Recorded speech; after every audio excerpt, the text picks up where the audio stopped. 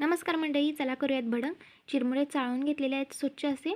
तेलात इथे शेंगदाणे भाजून घेत आहे. थोडंसं मीठ टाकायचं आहे, याने काय होतं शेंगदाण्याला चव येते, बघू शकता. आणि इथे मी लसूण कढीपत्ता मस्त असा खरपूस भाजून घेत आहे बघा. आणि ह्यात मी लसूण सोललेला नाही आहे, तो पण आता काढून घेतलेला आहे.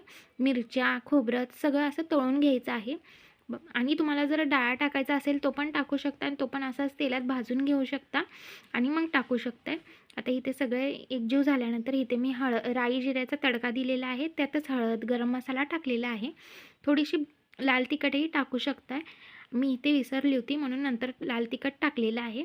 बघू शकता इथे मी असं कढईत टाकून एकजीव करून घेतलेला आहे आणि चवीनुसार मीठ टाकायचं आहे, शेव टाकायची आहे आणि आपली भडंग तयार आहे. ही आपण चहाबरोबर वगैरे खाऊ शकतो. आणि आता आहेत पावसाळ्याचे दिवस, त्यामुळे चहा भडंग एक नंबर लागतं. एकदा नक्की ट्राय करा. माझे व्हिडिओ आवडत असेल तर लाईक करा, सबस्क्राईब करा आणि कमेंट करायला विसरू नका. धन्यवाद.